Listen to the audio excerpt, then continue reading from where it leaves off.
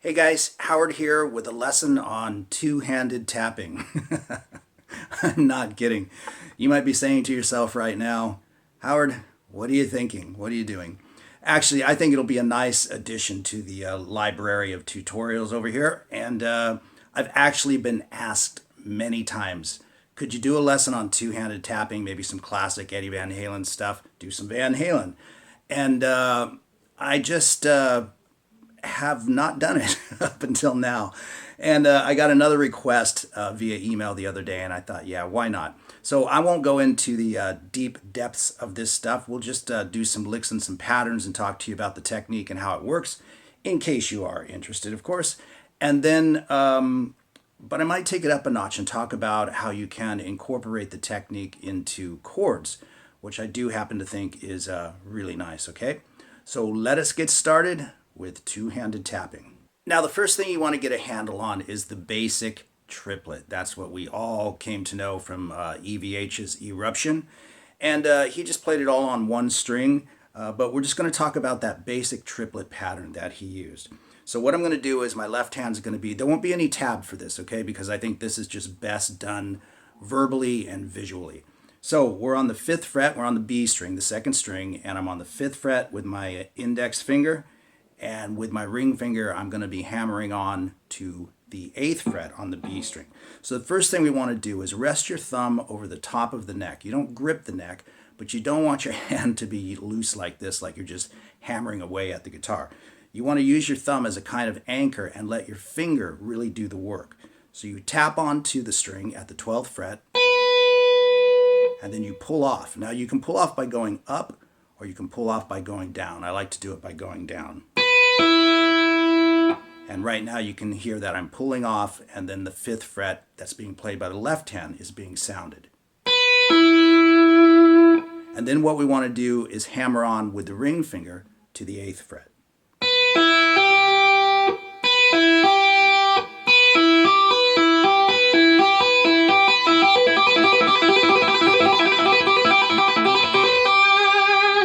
Okay, now you'll get this kind of seesaw motion going, right? Where this finger's coming down as this one's going up and vice versa. That's exactly what you're looking for.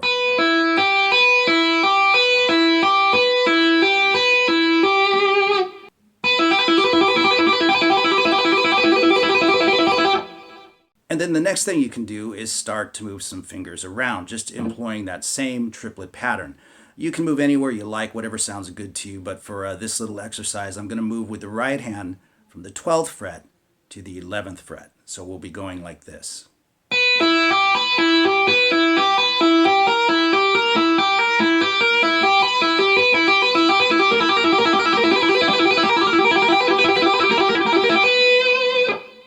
Now you can also move the fingers in your left hand, so maybe just as an exercise you might drop the 8th fret to the 7th fret.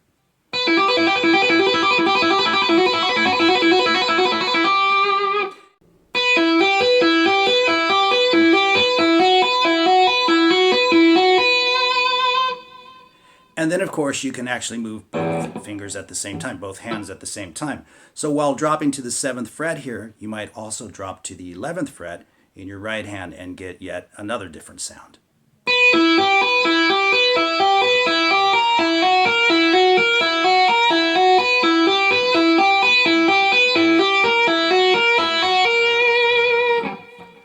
So you can see there's a lot of different sounds you can get just by messing around with the scales you're working with and just moving your fingers around and getting some cool triplet patterns going. Now, a basic variation on that is one that I think I got it from an Alcatraz album with Steve Vai on it, and you kind of just flip-flop the pattern. So you start out with the same triplet that we just did, but leave your ring finger down, tap again with your right hand, and pull off.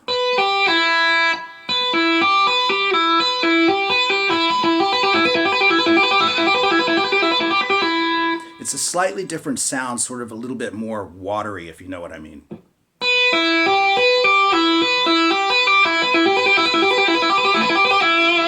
It just has kind of a looser, kind of rounder sound. And as a note, that particular sort of flip-flop pattern is really good for moving across the string. So if I just take a basic pentatonic scale, 12, 5, 8 in my left hand, 12, 5, 8, etc.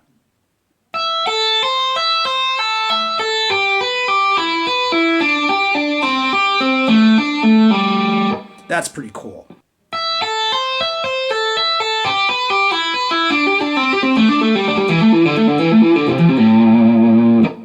So let me explain what I'm doing there. We're tapping on 12, 5 sounding with the left hand, and then tapping to 8 on the E string. This is all on the E string. And then we do the reverse pattern. And then I'm tapping again, 12, 5, but moving to the next string for 8.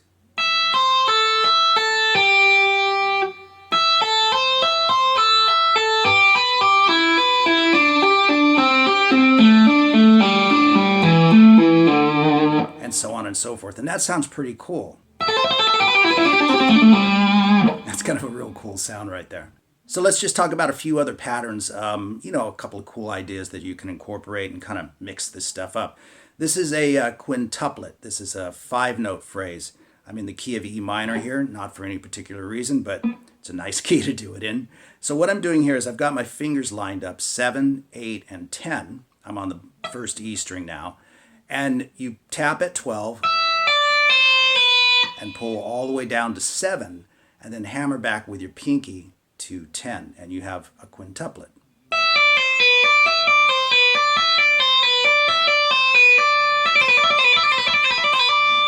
That sounds kind of cool. And you can traverse the strings in the same way. You can see how I placed that last hammer on with the pinky on the B string, and then from there you can travel.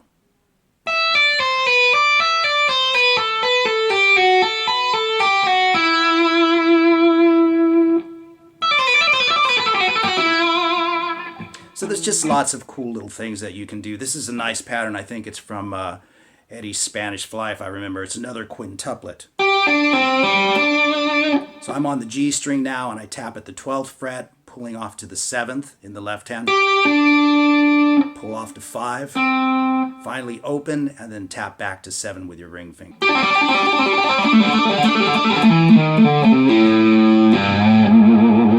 Now let's talk about a few cool things, you know, that you can do with two-handed tapping as well that doesn't just involve licks. For instance, you can be playing normally with your pick.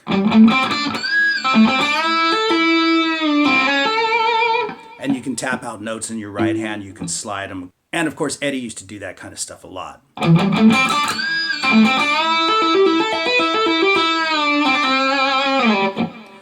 And so what I'm doing there is I'm just bending the G string at the 7th fret, tapping onto the 12th fret, and then you can just kind of move your finger around from there.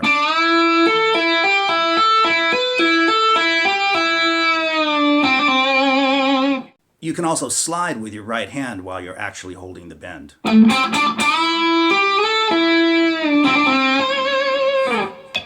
And we'll talk about that harmonic as well, okay?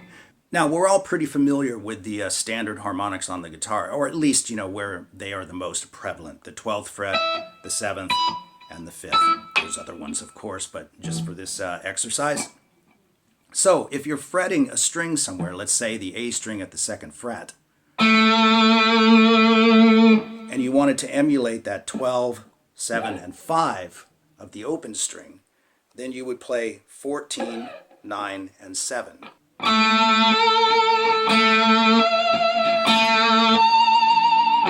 Pretty cool indeed. And so these harmonics are available to you throughout the guitar neck once you get familiar with where you can find them. So you can incorporate it into bent notes. For instance, again, if I bend that 7th fret on the G string, then I'm going to hit a harmonic over here with my right hand. So I was 12 frets up from there.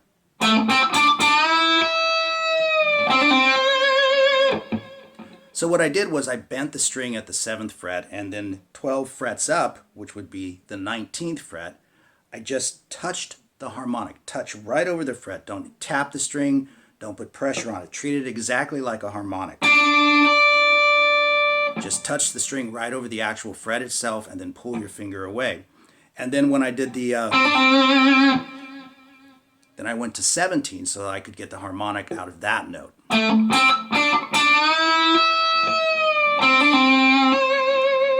So you can just do that all over the place. There's so many things that I'm not covering in this lesson, but hopefully this gives you the groundwork, you know, a good blueprint of some of the things that you can do. So you can do that anywhere on the guitar.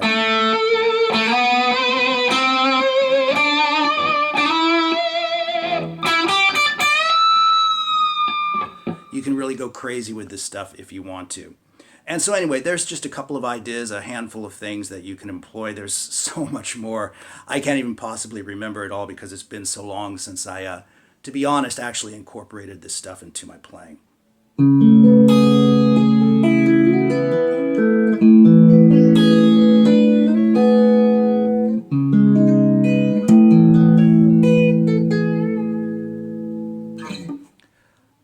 Haven't done this stuff in a long time. But let's talk about chords a little bit and what you can do with those. You can actually just play any chord you want in your left hand, and if you know the scale that you're in your right hand, you can slide and do pull-offs and everything else, and all that happens is you wind up resounding the notes in the chord. For instance, if I play a simple A minor 7th chord, I just follow the scale of my choice, the scale that I'm working with, then whatever I pull off to is going to sound that chord.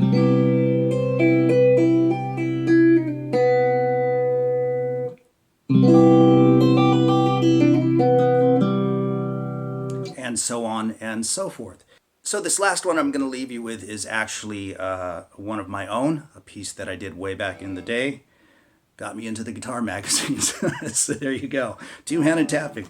What I'm playing is a G major 7th in my left hand. So I am tapping with my first finger onto the 3rd fret on the 6th string, and then with my ring finger and my pinky, I'm tapping onto the 4th fret on the D string and the G string. Okay?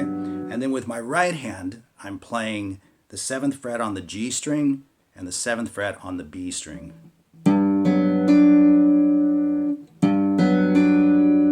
Now, hold that down, maintain it for the time being, and then we're going to flick off, pull off the G string and the B string in the right hand.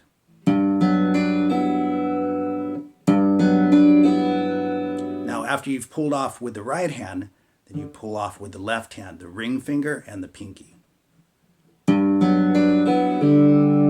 So now we have,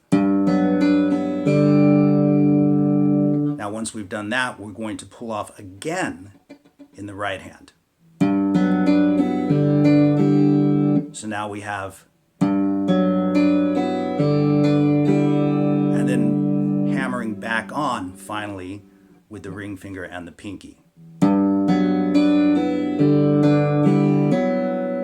And just holding that bass note down, we repeat the pattern between these fingers.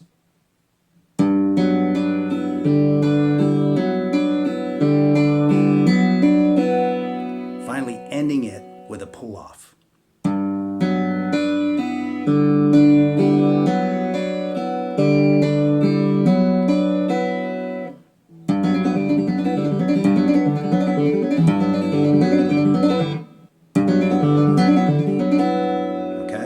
And then what we're going to do is the right hand's going to stay the same, but then we're going to move to an A minor 7th. So everything's in the 5th fret. 2nd finger on the top string, 5th fret, 6th string. 5th fret on the D string with your ring finger, and then finally 5th fret on the G string with your pinky. And you're going to do the exact same movement.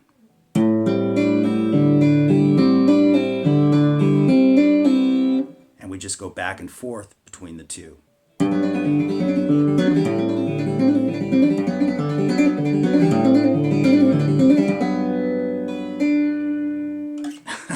I admittedly don't really have the calluses in my right hand for this stuff anymore, but there you go. Just some fun ideas with two-pawed tapping. And there's a lot more to this particular piece. It was entirely played with 2 paws on the fretboard. And if you want to check it out, you can plug it in. You can probably find it on Spotify. Just plug in Howard Hart, and the song is called Before Then. So thanks a lot for watching, guys. I hope you enjoyed it. Just sort of a side step tutorial.